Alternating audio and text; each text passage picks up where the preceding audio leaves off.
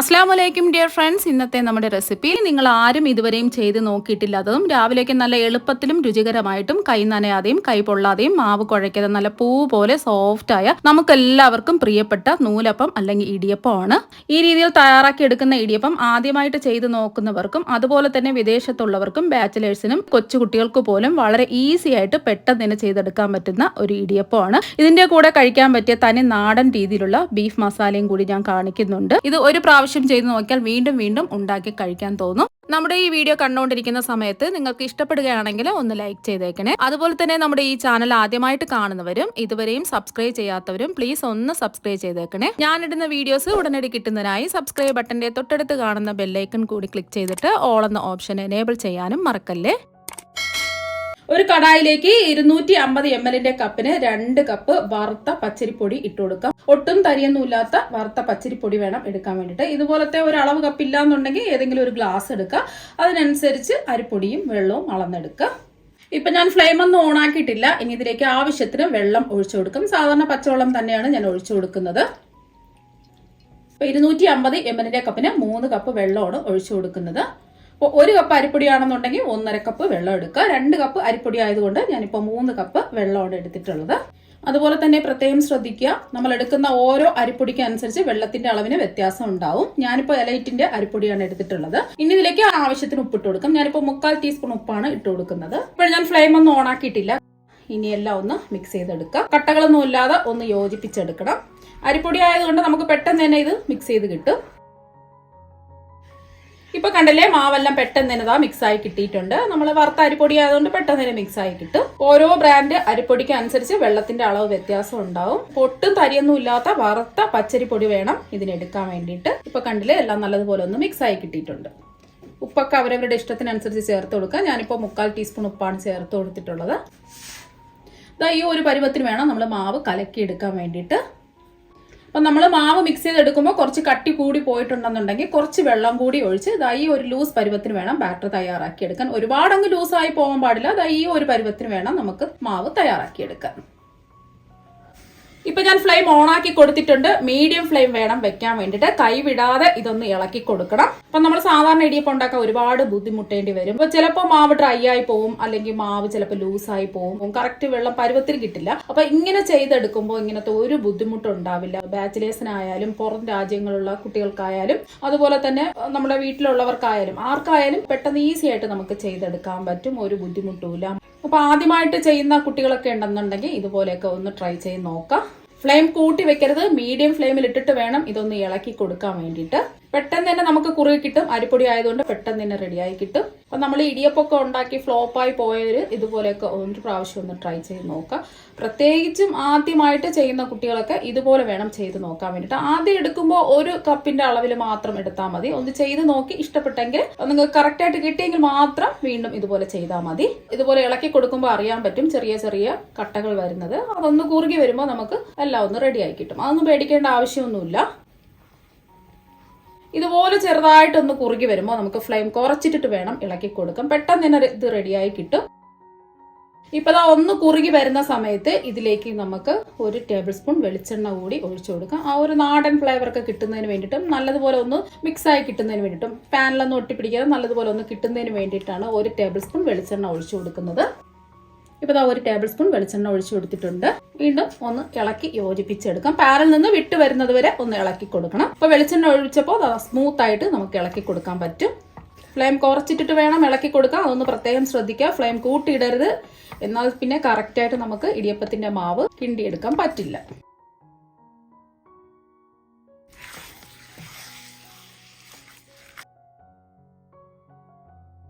ഈ ഒരു പരുവത്തിനാണ് നമുക്ക് മാവ് ഇതുപോലെ ഒന്ന് കിണ്ടിയെടുക്കേണ്ടത്. ഇപ്പൊ മാവ് പാനിലൊന്നും ഒട്ടിപ്പിടിക്കാതെ കറക്റ്റായിട്ട് കിട്ടിയിട്ടുണ്ട്. ഇനി ഫ്ലെയിം ഓഫാക്കി ഇത് വേറൊരു പാത്രത്തിലേക്ക് മാറ്റാം. ഇങ്ങനെ തന്നെ ഇരുന്നാൽ പാനിന്റെ ചൂട് കൊണ്ട് മാവ് ഡ്രൈ ആയി പോവും. ആ ചൂടോടുകൂടി തന്നെ ഒരു ബൗളിൽ മാവിട്ട് കൊടുക്കാം. ഇനി ഇത് കുറച്ച് സമയം ഒന്ന് ചൂട് മാറാൻ വേണ്ടി മാറ്റി വെക്കാം. മൂടി വേണം വെക്കാൻ വേണ്ടിയിട്ട്, അല്ലെങ്കിൽ മാവ് ഡ്രൈ ആയി പോവും. ഈ സമയം കൊണ്ട് വളരെയധികം രുചികരവും എളുപ്പത്തിലും തയ്യാറാക്കിയെടുക്കാൻ പറ്റുന്ന തനി നാടൻ രീതിയിലുള്ള ബീഫ് മസാല എങ്ങനെ ഉണ്ടാക്കിയെടുക്കാൻ നോക്കാം. ഞാനിവിടെ 1 കിലോ ബീഫ് നല്ലതുപോലെ കഴുകി വൃത്തിയാക്കി വെള്ളമൊന്നുമില്ലാതെ എടുത്ത് വെച്ചിട്ടുണ്ട്. ഇനി ഇതിലേക്ക് 2 ടേബിൾ സ്പൂൺ ഇഞ്ചി ചതച്ചത് ഇട്ട് കൊടുക്കാം. അതുപോലെ തന്നെ 1 ടേബിൾ സ്പൂൺ വെളുത്തുള്ളി ചതച്ചതും കൂടി ഇട്ട് കൊടുക്കാം. ഇനി ഇതിൽ കൂടുതൽ ടേസ്റ്റ് നൽകുന്നത് ചെറിയ ഉള്ളിയാണ്. 20 ചെറിയ ഉള്ളി ചെറുതായിട്ട് കട്ട് ചെയ്ത് എടുത്തിട്ടുണ്ട്. ഇനി കട്ട് ചെയ്തെടുത്ത ചെറിയ ഉള്ളി ഇതിലേക്ക് ഇട്ട് കൊടുക്കാം. അതുപോലെ തന്നെ ഒരു മീഡിയം സൈസ് തക്കാളി ചെറുതായിട്ട് കട്ട് ചെയ്തും കൂടി ഇട്ട് കൊടുക്കാം. ഇനി ഇതിലേക്ക് ഒരു 1/2 ടീസ്പൂൺ മഞ്ഞൾപ്പൊടിയും 2 ടീസ്പൂൺ മുളക് പൊടിയും കൂടി ഇട്ട് കൊടുക്കാം. ഞാനിപ്പോൾ എടുത്തിട്ടുള്ളത് കാശ്മീരി മുളക് പൊടിയാണ്. സാധാരണ മുളക് പൊടിയാണെന്നുണ്ടെങ്കിൽ അവരവരുടെ എരിവിനനുസരിച്ച് മുളക് പൊടി ചേർത്ത് കൊടുക്കാം. 2 ടീസ്പൂൺ മുളക് പൊടി ഇതാ എടുത്തിട്ടുണ്ട്. അതുപോലെ തന്നെ 2 ടീസ്പൂൺ മല്ലിപ്പൊടിയും കൂടി ഇട്ട് കൊടുക്കാം. ഇനി ഒരു 1/2 ടീസ്പൂൺ കുരുമുളക് പൊടിച്ചതും കൂടി ഇട്ട് കൊടുക്കാം. ഇനി ഇതിലേക്ക് 1 ടീസ്പൂൺ ഗരം മസാലയും കൂടി ഇട്ട് കൊടുക്കാം. ഇനി ഇതിലേക്ക് ആവശ്യത്തിന് ഉപ്പ് ചേർത്ത് കൊടുക്കാം. ഞാനിപ്പോൾ 1 ടീസ്പൂൺ ഉപ്പാണ് ആദ്യം ചേർത്ത് കൊടുക്കുന്നത്. പിന്നീട് നോക്കിയിട്ട് വേണമെന്നുണ്ടെങ്കിൽ ചേർത്ത് കൊടുത്താൽ മതി. ഇനി ഇതെല്ലാം കൂടിയിട്ട് കൈവച്ച് നല്ലതുപോലെ ഒന്ന് യോജിപ്പിച്ചെടുക്കാം. 1 മിനിറ്റെങ്കിലും കൈവച്ച് ഇതുപോലെ ഒന്ന് മിക്സ് ചെയ്തെടുക്കണം.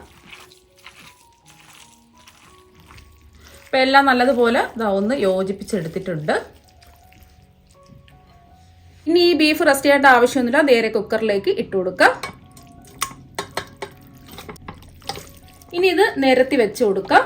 ഇതിൽ വെള്ളമൊന്നും ഒഴിക്കേണ്ട ആവശ്യമില്ല. ഈ ബീഫിന്റെ വെള്ളത്തിൽ തന്നെ ഇത് വെന്ത് കിട്ടിക്കോളും. ഇനി മീഡിയം ഫ്ലെയിമിൽ 5 വിസിൽ കേൾക്കുന്നത് വരെ ഇതൊന്ന് വേവിച്ചെടുക്കാം. ഇപ്പൊ ആവി മുഴുവനും പോയിട്ടുണ്ട്. ഇനി നമുക്ക് തുറന്ന് നോക്കാം.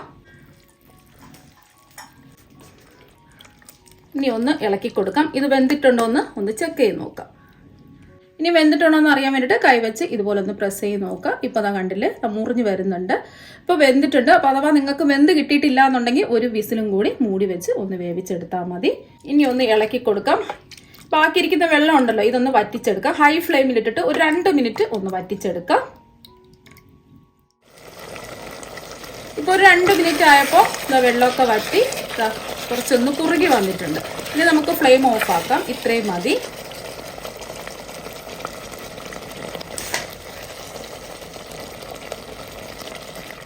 ഇനി ഒരു പാനിലേക്ക് 2 ടേബിൾ സ്പൂൺ വെളിച്ചെണ്ണ ഒഴിച്ചു കൊടുക്കുക. വെളിച്ചെണ്ണ തന്നെ ഒഴിച്ചു കൊടുക്കുക. എന്നാൽ മാത്രമേ ഒരു നാടൻ ഫ്ലേവർ ഒക്കെ ഇതിന് കിട്ടുള്ളൂ. ഇനി ഇതിലേക്ക് ഒരു ചെറിയ പീസ് പട്ട, 2 ഏലക്ക, 3 ഗ്രാമ്പു, ഇതൊന്ന് ഒരു 10 സെക്കൻഡ് ഇങ്ങനെ ഇളക്കി കൊടുക്കുക. ഇനി ഇതിലേക്ക് 10 വെളുത്തുള്ളി അല്ലി ഇതുപോലെ നീളത്തിൽ കട്ട് ചെയ്തും കൂടി ഇട്ട് കൊടുക്കുക. ഈ വെളുത്തുള്ളിയുടെ ഒരു പച്ച മണം പോകുന്നത് വരെ ഒന്ന് ഇളക്കി കൊടുക്കുക. ഫ്ലെയിം മീഡിയം ഫ്ലെയിം വെച്ച് കൊടുക്കുക. വെളുത്തുള്ളി ചേർക്കുമ്പോൾ നല്ലൊരു പ്രത്യേക ടേസ്റ്റാണ് കിട്ടുന്നത്. അപ്പോൾ വെളുത്തുള്ളിയുടെ ടേസ്റ്റ് ഇഷ്ടമാണെന്നുണ്ടെങ്കിൽ ഒരു 10 അല്ലിയെങ്കിലും എടുക്കുക, അല്ലെങ്കിൽ ഒരു 5 എടുത്താലും മതി.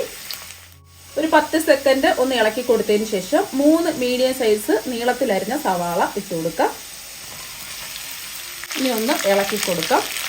ഒരു ഗോൾഡൻ നിറം ആകുന്നത് വരെ ഇതൊന്ന് ഇളക്കി കൊടുക്കണം. ഇപ്പൊ സവാളയുടെ നിറമൊക്കെ മാറി ഒരു ഗോൾഡൻ നിറം ആയിട്ടുണ്ട്. ഇനി ഫ്ലെയിം കുറച്ച് വെച്ച് കൊടുക്കാം. ഇനി ഇതിലേക്ക് 2 ടീസ്പൂൺ കാശ്മീരി മുളക് പൊടി ചേർത്ത് കൊടുക്കാം. സാധാരണ മുളക് പൊടിയാണെന്നുണ്ടെങ്കിൽ 1 ടീസ്പൂൺ ചേർത്ത് കൊടുത്താൽ മതി. അവരവരുടെ എരിവിനനുസരിച്ച് വേണം മുളക് പൊടി ചേർത്ത് കൊടുക്കാൻ. നമ്മൾ ബീഫ് വേവിച്ചപ്പോൾ മുളക് പൊടി ചേർത്തിട്ടുണ്ടായിരുന്നു. അത് നോക്കിയിട്ട് വേണം ചേർത്ത് കൊടുക്കാൻ. ഇത് അധികം എരിവില്ലാത്തത് കൊണ്ടാണ് 2 ടീസ്പൂൺ മുളക് പൊടി ചേർത്ത് കൊടുക്കുന്നത്. അതുപോലെ തന്നെ 2 ടീസ്പൂൺ മല്ലിപ്പൊടിയും കൂടി ഇട്ട് കൊടുക്കാം.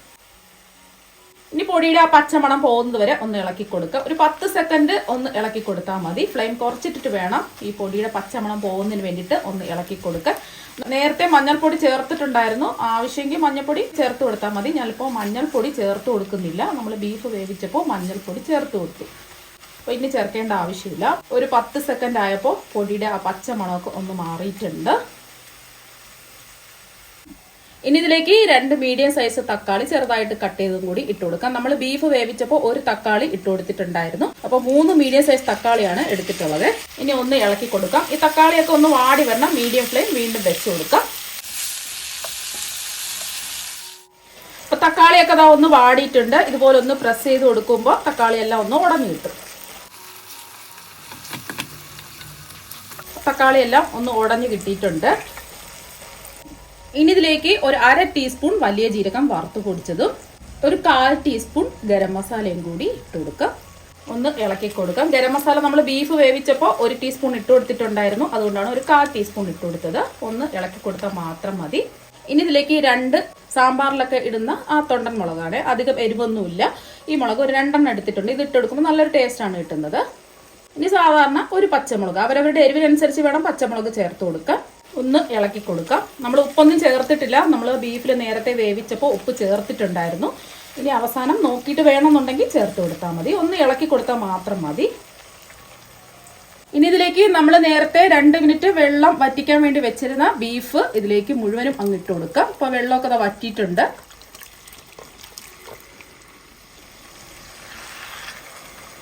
ഇനി മീഡിയം ഫ്ലെയിമിൽ ഇട്ടിട്ട് ഇതൊന്ന് ഇളക്കി കൊടുക്കാം.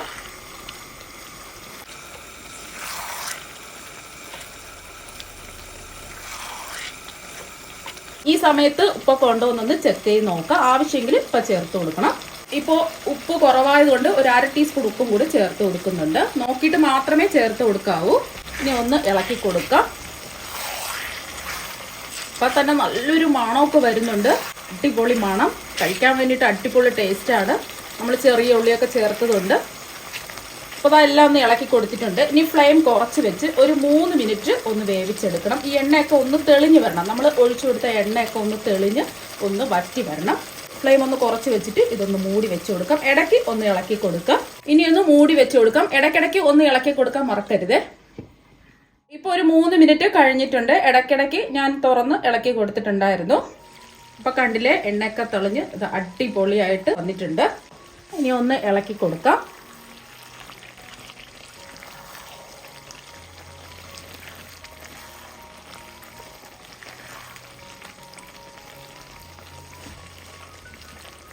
ഇനി ഒരു നാടൻ ഫ്ലേവറൊക്കെ കിട്ടുന്നതിന് വേണ്ടിയിട്ട് കുറച്ച് കറിവേപ്പിലയും കൂടി ഇട്ട് കൊടുക്കുക. അതുപോലെ തന്നെ മല്ലിയിലയുടെ ടേസ്റ്റ് ഇഷ്ടമാണെന്നുണ്ടെങ്കിൽ കുറച്ച് മല്ലിയില കട്ട് ചെയ്തും കൂടി ഇട്ട് കൊടുക്കുക. മല്ലിയിലയുടെ ടേസ്റ്റ് ഇഷ്ടമല്ല എന്നുണ്ടെങ്കിൽ കുറച്ച് കറിവേപ്പില മാത്രം ഇട്ട് കൊടുത്താൽ മതി. ഇനി എല്ലാം കൂടി ഒന്ന് ഇളക്കി കൊടുക്കുക.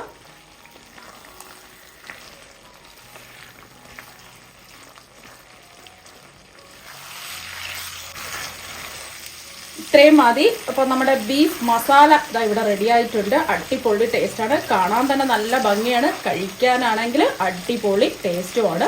അപ്പോൾ നമ്മളെ ഇടിയപ്പത്തിൻ്റെ കൂടെ പറ്റിയ ഒരു അടിപൊളി ബീഫ് മസാലയാണ് ഇവിടെ റെഡി ആയിട്ടുള്ളത്.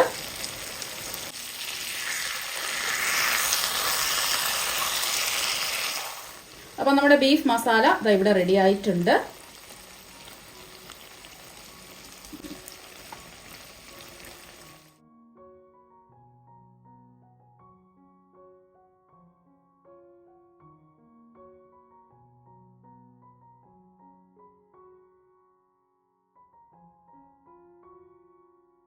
അപ്പോൾ മാവ് ചൂടാറാൻ വെച്ചിട്ട് ഒരു 5 മിനിറ്റ് ആയി. ഇനി ചെറുതായിട്ടൊന്ന് നമുക്ക് ഇതൊന്ന് ഉരുട്ടിയെടുക്കാം.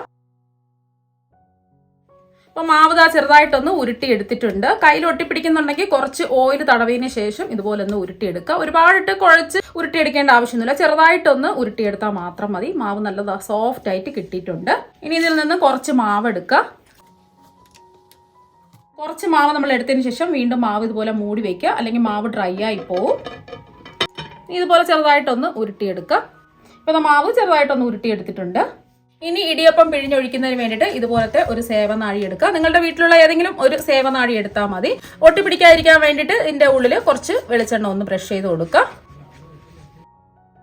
ഇനി ഇതുപോലത്തെ ചെറിയൊരു ഹോളുള്ള ചില്ലാണ് വേണ്ടത്. ഇനി ഇതിലും കുറച്ച് വെളിച്ചെണ്ണ ഒന്ന് ബ്രഷ് ചെയ്ത് കൊടുക്കുക. ഇനി സേവനാഴിയുടെ ഉള്ളിലേക്ക് നമ്മൾ എടുത്ത മാവ് ഇതുപോലെ നിറച്ചു കൊടുക്കുക. 3/4 ഭാഗത്തോളം മാവ് നിറച്ചു കൊടുത്താൽ മതി. ഇനി ഇതൊന്ന് അടച്ചു കൊടുക്കുക. ഇനി നമ്മൾ ഇടിയപ്പം ഉണ്ടാക്കുന്നതിന് വേണ്ടിയിട്ട് ഇടിയപ്പ ചെമ്പോ സ്റ്റീമറോ ഇടിയപ്പ തട്ടോ ഒന്നും തന്നെ ആവശ്യമില്ല. നമ്മൾ ഇതുപോലത്തെ ഒരു പാനിലാണ് ഇടിയപ്പം പിഴിഞ്ഞൊഴിക്കുന്നത്. അപ്പോൾ വിദേശ രാജ്യങ്ങളിലുള്ളവർക്കും ജോലി തിരക്കുള്ള വീട്ടമ്മമാർക്കും അതുപോലെ തന്നെ ബാച്ചിലേഴ്സിനും ഒക്കെ ഉപകാരപ്പെടുന്നതാണിത്. ഇനി flame low to medium flame വേണം വെക്കാൻ വേണ്ടിയിട്ട്. ആദ്യത്തെ ഒരു പ്രാവശ്യം മാത്രം ഓയിൽ ചെറുതായിട്ടൊന്ന് ബ്രഷ് ചെയ്ത് കൊടുത്താൽ മാത്രം മതി. ഇനി നമുക്ക് മാവ് പിഴിഞ്ഞൊഴിക്കാം. ആദ്യം ഞാൻ ഈ ഒരു സേവനാഴിയിലാണ് മാവ് പിഴിഞ്ഞൊഴിക്കുന്നത്. ഇപ്പോൾ മാവ് പാനിൽ പിഴിഞ്ഞൊഴിച്ച് കൊടുത്തിട്ടുണ്ട്. ഇനി മൂടി വെച്ച് ഇതൊന്ന് വേവിച്ചെടുക്കാം. ഒരുപാട് സമയമൊന്നും വേണ്ട. ഇപ്പൊ 1 മിനിറ്റ് ആയിട്ടുണ്ട്. ഇനി മൂടി തുറന്ന് ഇതൊന്ന് തിരിച്ചിട്ട് കൊടുക്കാം. ഇപ്പൊ കണ്ടില്ലേ, നമ്മൾ കൈ കൊണ്ട് തൊട്ട് നോക്കുമ്പോൾ ഒട്ടിപ്പിടിക്കാതെ ഇത് കറക്റ്റ് ആയിട്ട് വെന്ത് കിട്ടിയിട്ടുണ്ട്. ഇനി വീണ്ടും മൂടി വെച്ച് ഇടിയപ്പം വേവിച്ചെടുക്കാം. ഇപ്പൊ ഒരു 30 സെക്കൻഡ് ആയിട്ടുണ്ട്. ഇനി മൂടി തുറന്ന് ഒരു പാത്രത്തിലേക്ക് മാറ്റാം. ഇപ്പൊ കണ്ടില്ലേ, നമ്മൾ ആവിയിൽ വേവിച്ചെടുക്കുന്നത് പോലെയുള്ള ഇടിയപ്പം കുറഞ്ഞ സമയം കൊണ്ട് പാനിൽ ചെയ്തെടുത്തിട്ടുണ്ട്. ഇനി അടുത്തതായിട്ട് ഇതുപോലത്തെ ഒരു സേവനാഴി വേണം എടുക്കാൻ വേണ്ടിയിട്ട്. മിക്കവരുടെയും വീട്ടിലും ഇതുപോലത്തെ ഒരു സേവനാഴിയാണ് ഉള്ളത്. ഇതിന്റെ ഉള്ളിൽ കുറച്ച് ഓയിൽ ഒന്ന് ബ്രഷ് ചെയ്ത് കൊടുക്കാം. എന്നിട്ട് മാവ് നിറച്ച് ഇതുപോലെ ഒന്ന് പിഴിഞ്ഞൊഴിച്ചു കൊടുക്കാം.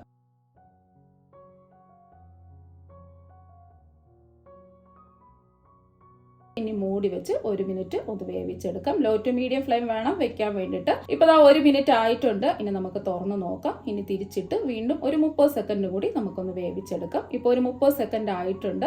കണ്ടില്ലേ, നമ്മൾ ആവിയിൽ വേവിച്ചെടുത്തതുപോലുള്ള ഇടിയപ്പം ഇവിടെ റെഡി ആയിട്ടുണ്ട്. ഇനി ചെറിയ ഇടിയപ്പം ഇഷ്ടമുള്ളവർക്ക് വേണ്ടിയിട്ട് അതും കൂടി ഒന്ന് കാണിച്ചു തരാം. കുറച്ച് വലുപ്പമുള്ള ഒരു പാൻ എടുക്കുക. ലോ ടു മീഡിയം ഫ്ലെയിം വേണം വെക്കാൻ വേണ്ടിയിട്ട്. ആദ്യത്തെ ഒരു പ്രാവശ്യം ഓയിൽ ചെറുതായിട്ടൊന്ന് ബ്രഷ് ചെയ്ത് കൊടുത്താൽ മതി. ഇനി മാവ് ചെറുതായിട്ട് ഇതുപോലെ ഒന്ന് പിഴിഞ്ഞൊഴിക്കാം. ഓരോ പാനിന്റെയും വലുപ്പത്തിനനുസരിച്ച് എത്ര മാവ് വേണമെങ്കിലും പിഴിഞ്ഞൊഴിക്കാവുന്നതാണ്. ഇപ്പൊ ഞാൻ 4 എണ്ണമാണ് പിഴിഞ്ഞ് ഒഴിച്ചു കൊടുക്കുന്നത്. ഇനി മൂടി വെച്ച് വേവിച്ചെടുക്കാം. ഇപ്പൊ 1 മിനിറ്റ് ആയിട്ടുണ്ട്. ഇനി മൂടി തുറന്ന് തിരിച്ചിട്ട് ഒന്ന് മൂടി വെച്ച് ഒരു 30 സെക്കൻഡ് കൂടി ഒന്ന് വേവിച്ചെടുക്കാം. ഇപ്പൊ ഒരു 30 സെക്കൻഡ് ആയിട്ടുണ്ട്. ഇനി ഇത് ഒരു പാത്രത്തിലേക്ക് മാറ്റാം. എന്ത് ഈസി മെത്തേഡിലാണ് നമ്മൾ ഇടിയപ്പം ഉണ്ടാക്കിയെടുത്തത്. പെട്ടെന്ന് തന്നെ നമുക്ക് പിഴിഞ്ഞൊഴിച്ച് നമുക്ക് പഞ്ഞി പോലെ സോഫ്റ്റ് ആയി ഇടിയപ്പം റെഡിയാക്കി എടുക്കാൻ പറ്റും. ബാക്കിയിരിക്കുന്ന മാവും ഇതുപോലെ തന്നെ പെട്ടെന്ന് നമുക്ക് ഇടിയപ്പം ഉണ്ടാക്കിയെടുക്കാം. ഇപ്പൊ നമ്മുടെ ഇടിയപ്പവും ബീഫ് മസാലയും ഇവിടെ റെഡി ആയിട്ടുണ്ട്. നമ്മൾ എല്ലാവരും ഇടിയപ്പം ഉണ്ടാക്കുന്നത് കുറച്ച് ബുദ്ധിമുട്ടുള്ള കാര്യമാണ്. ഇടിയപ്പം ഉണ്ടാക്കിയതിന് ശേഷം അതിന്റെ തട്ടുകൾ ഓരോന്നും കഴുകിയെടുക്കുന്നതൊക്കെ ഒരു പ്രയാസമുള്ള കാര്യമാണ്. ഇങ്ങനെ നമ്മൾ പാനിൽ ചെയ്യുമ്പോൾ ഒരു പ്രയാസമില്ല. അധികം പാത്രങ്ങളുടെ ആവശ്യമില്ല. തേങ്ങാപ്പാലിന്റെയോ അതുപോലെ തന്നെ തേങ്ങയുടെയോ ഒന്നും ആവശ്യമില്ല. നമ്മൾ സാധാരണ ആവിയിൽ വേവിച്ചെടുക്കുന്നത് പോലെ തന്നെ നമുക്ക് പാനിൽ നിമിഷ നേരം കൊണ്ട് ഇടിയപ്പം തയ്യാറാക്കി എടുക്കാൻ പറ്റും. ദൂര സ്ഥലങ്ങളിൽ ഉള്ളവർക്കും തുടക്കക്കാർക്കും ഒക്കെ പെട്ടെന്ന് തന്നെ ചെയ്തെടുക്കാൻ പറ്റും. ഈ ഇടിയപ്പം ഉണ്ടാക്കാൻ ഇടിയപ്പ ചെമ്പോ അതുപോലെ തന്നെ ഇടിയപ്പ തട്ടോ ഒന്നും ആവശ്യമില്ല. വീട്ടിലൊരു പാൻ ഉണ്ടെങ്കിൽ ഈസി ആയിട്ട് പൂ പോലെ സോഫ്റ്റ് ആയി ഇടിയപ്പം ഉണ്ടാക്കി എടുക്കാൻ പറ്റും. ഇപ്പൊ കണ്ടില്ലേ, നല്ല ലെയർ ആയിട്ട് നമുക്ക് കിട്ടിയിട്ടുണ്ട്. നല്ല സോഫ്റ്റ് ആയിട്ട് നല്ല പൂ പോലെ ഇരിപ്പുണ്ട്. ഒട്ടിപ്പിടിച്ചിട്ടൊന്നുമില്ല. നമ്മൾ ആവിയിൽ എങ്ങനെയാണോ ഇടിയപ്പം ഉണ്ടാക്കി എടുക്കുന്നത് അതേ രീതിയിൽ തന്നെ നല്ല ടേസ്റ്റും നല്ല സോഫ്റ്റ് ആയിട്ടുള്ള ഇടിയപ്പം തയ്യാറാക്കി എടുക്കാൻ പറ്റും. അപ്പൊ നിങ്ങൾ എല്ലാവരും ഇതുപോലെ ഒരു പ്രാവശ്യം ഇടിയപ്പവും ബീഫ് മസാലയും തയ്യാറാക്കി നോക്കാം. അടിപൊളി ടേസ്റ്റ് ആണ്. അപ്പൊ നിങ്ങൾ എല്ലാവരും ഒരു പ്രാവശ്യമെങ്കിലും ഇതുപോലെ ഒന്ന് ട്രൈ ചെയ്ത് നോക്കാം. തീർച്ചയായും നിങ്ങൾക്ക് എല്ലാവർക്കും ഇഷ്ടപ്പെടും. അപ്പൊ നമുക്ക് മറ്റൊരു വെറൈറ്റി ഡിഷുമായിട്ട് വീണ്ടും കാണാം. Thank you.